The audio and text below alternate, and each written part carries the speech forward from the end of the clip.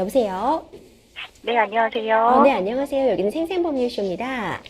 네, 네, 어떤 점 궁금해서 연락 주셨을까요? 네, 제가 치과 치료를 받는 과정에서요, 네네. 그, 지르코니아라고 하는 그 소재로 네네. 네. 그 오른쪽에 있는 어금니 네.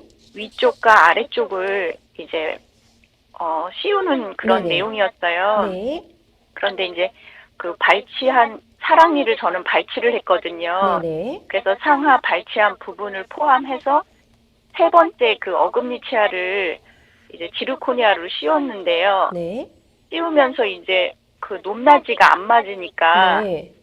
위쪽에 있는 그 지르코니아 씌운 앞에 있는 이빨하고 이렇게 쓸리면서 부딪혀갖고 네네. 이게 높이가 안 맞아서 힘들었어요. 그래서 네네. 그거를 수정해 주시는 과정에서 제가 제 이빨은 네. 이렇게 깎아내지 마시고 네. 이 본래 있는 지르코니아 이거를 수정해 주세요 하고 또 그렇게까지 말씀을 드렸었거든요. 네. 그래서 이제 높낮이를 맞춰 주셨어요. 네네. 근데 이제 씹으면서도 약간 이게 불편감이 있고 힘들어서 그 어려움이 많았는데 네네. 나중에 알고 봤더니 저는 그 씌운 이빨을 수정해서 이걸 맞춰준 줄 알았는데 네. 제 생이를 갈아버린 거예요. 네네. 그러니까 이렇게 되다 보니까 이제 막 음식을 먹거나 또는 이렇게 찬 음식이나 이런 걸 먹을 때 이가 시리고 네. 이런 증상이 나타나는 거죠. 아, 그러시군요. 그래서 이런 상태에서는 이렇게 분명히 이제 제가 제 이빨은 삭제하거나 이렇게 하지 마시고 이렇게 고쳐주세요 했는데도 불구하고 이제 이렇게 된 상태인데 이럴 때는 어떤 치과적인 부분에서 손해배상 청구가 가능한 건지 그런 내용이 좀 궁금하고 아, 그렇군요, 상담자님. 네 그리고 네. 제가 이제 처음에는 금리로 요청을 했어요. 금리가 이렇게 적응이 좋다고 해서 근데 네. 그쪽에서는 계속해서 환자 말보다는 지르코니아가 좋다고 이렇게 고집을 하시면서 네. 그걸로 하는 게 좋다고 계속 그러시더라고요. 네네. 그래서 어쩔 수 없이 또 그렇게 했는데 이런 상황이 되다 보니까 지금 너무 힘든 상황이 있어가지고 이럴 때는 어떻게 그러셨군요. 해야 되는지. 상담자님 혹시 지르코니아를 씌운 이빨이 아니라 원래 생 이빨을, 생리를 가르셨다는 건 어떻게 확인을 하신 거예요? 그러니까 이제 거기서 치료할 때 너무나 힘든 상황이 많다 보니까 좀 공포심이 많았어요. 거기서 네. 치료하는 과정 중에서도 좀 어려운 그런 상황이 많아서 그 치과를 가기가 싫더라고요, 제가. 네네네네. 그래서 이제 다른 치과를 가서 제 치아를 다시 한번 점검을 받고 제 상황을 네. 말씀드렸죠. 그랬더니 네네. 그 의사 선생님이 이제 다 설명을 해주시는 거예요.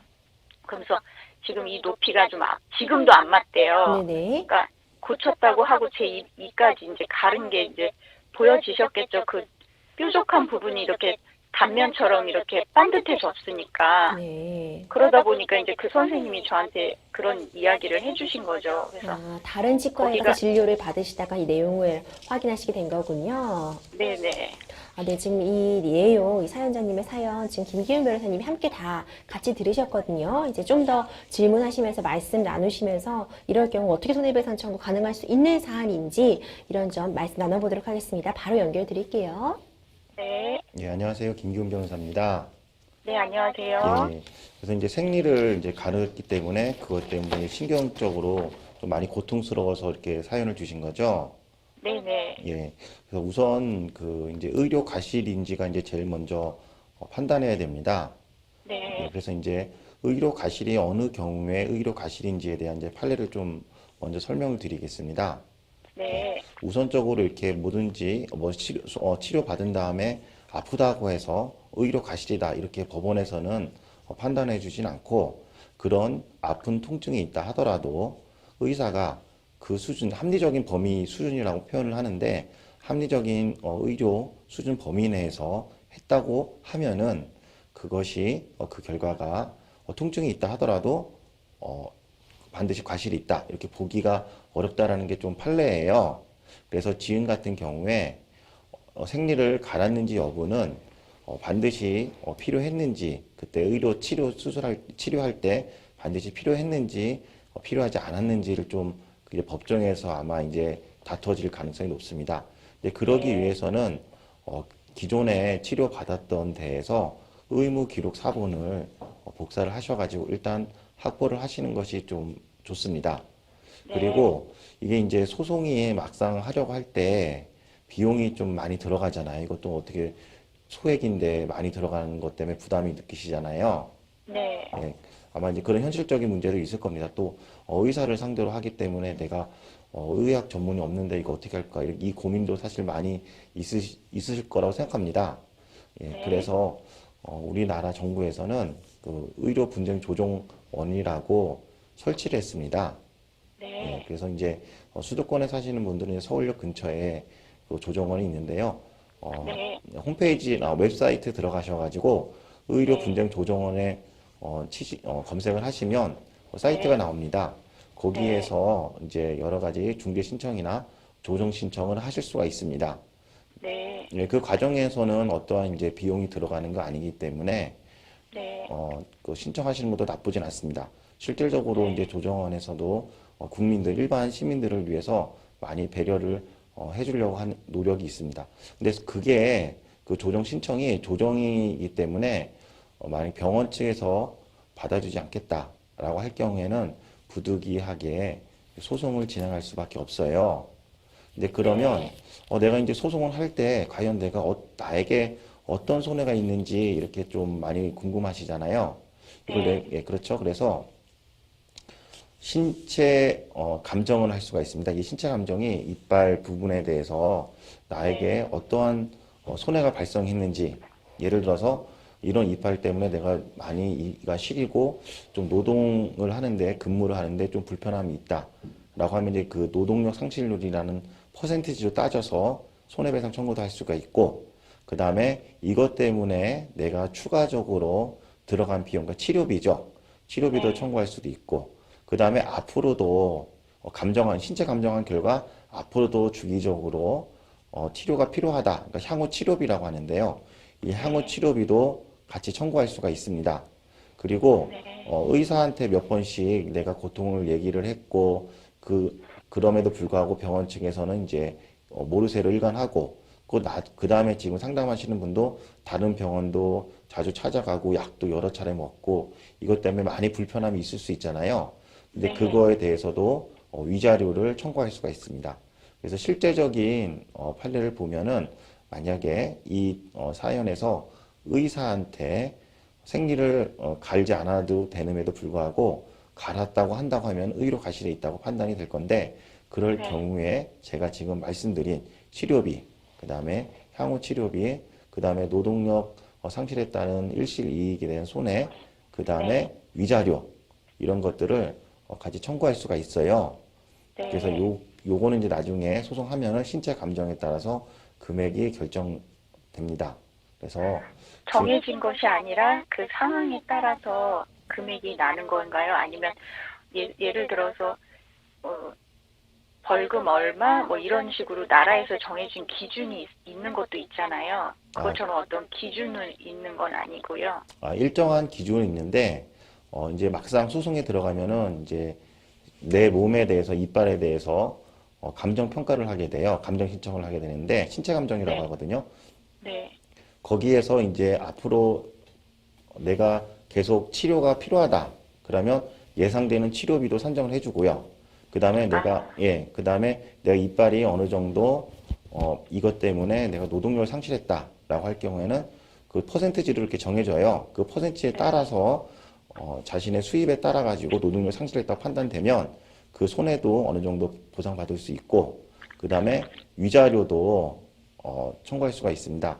이때 만약에 감정평가할 때 자신이 고통받았다는 거를 갖고 계시는 자료 같은 거 있을 수가 있잖아요. 예를 들어서 병원에 자주 이제 담당자하고 뭐 카톡을 주고 받았거나, 아니면 자기가 처음에 수술 받은 이후에 이렇게 잇몸이 붓거나 한 사진 있잖아요.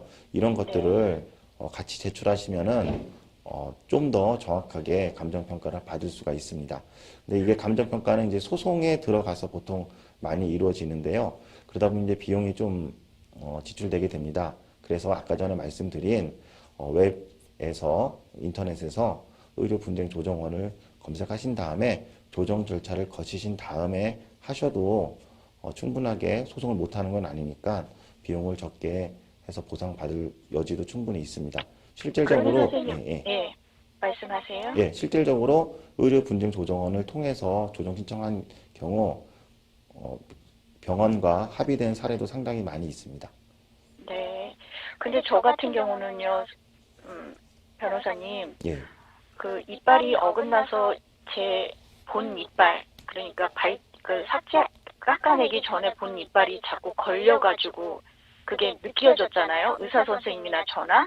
예, 그래서 그거를 제가 사전에 이빨을 새로 했으니 그 새로 한 이빨이 높이가 안 맞아서 이런 상황이 일어났잖아요. 그러니까 이걸 바꾸기 전에는 걸리거나 이런 거 없이 잘 씹고 이렇게 움직임에 이상이 없었는데 새로 이빨을 함으로써 제 이빨이 걸리면서 일어난 내용이잖아요. 예, 그러니까 저 마음은 그거예요. 잘못돼서 이게 느껴졌으면 그 씌웠던 이를 다시 빼든지 아니면 그 씌웠던 이를 갈아서 제 이빨은 그냥 두고 갖다가 붙인 거를 다시 조정을 하는 게 맞는데 왜 그렇게 시도를 하지도 않고, 왜냐면은 이걸 다시 빼서 제작하려면은 병원 측에서는 두 번의 그 비용이 발생하겠죠.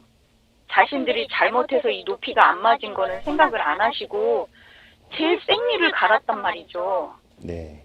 그건 아무리 누가 봐도 이치에 맞지 않잖아요. 네, 그래서 지금 이제 상담자분께서 말씀하신 거를 조정 신청할 때나 소송할 때 서면으로 네. 작성해서 제출하실 수가 있으세요. 예, 네. 그거를 판사님한테 이제 보여드릴 수 있도록 이렇게 글로 작성을 해서 나중에 제출하시면 되고요. 그 다음에 지금 아까 전에 상담 사연 주실 때 다른 병원에서 가셨다고 했잖아요. 네. 예, 혹시 그 다른 병원에 갔을 때 그 치료가 필요 없었다. 충분하게 이런 다른 방법으로도 생리를 갈지 않더라도 충분하게 치료를 받을 수 있었다라고 하는 소견서나 이런 것들이 다른 병원에서 발급해 준다면은 지금 상담하신 분의 억울함을 더 잘 풀 것으로 생각합니다. 그리고 그분이 이제 검사하시면서 지금 현재도 제 이빨을 갈았음에도 불구하고요. 여보세요? 예, 듣고 있습니다. 갈았음에도 불구하고 이 위에 어금니가 높이가 이게 더 불룩 나왔대요. 그러니까 보통 치아가 이렇게 사방은 조금 날카롭게 되더라도 안에는 조금 들어가 있어야 되는데 되려 이렇게 윗니는 움푹 올라왔다는 거예요. 그래서 이거를 깎아줘야 된다는 거예요. 그러니까 다른 병원에서. 그래서 본인도 깎아줄 수는 있지만 이 치아를 어떤 두께로 했는지를 알 수가 없기 때문에 본 병원에서 하는 게 좋겠다는 그런 조언도 들었어요. 그러니까 지금 현재도 제 이빨을 깎았음에도 불구하고 이 이빨 자체가 지금 저한테 안 맞는 거죠. 씹을 때 어려움이 있으니까. 네. 그러면은 지금 그런 상황이다 보니까 제가 뭐라고 해야 되지?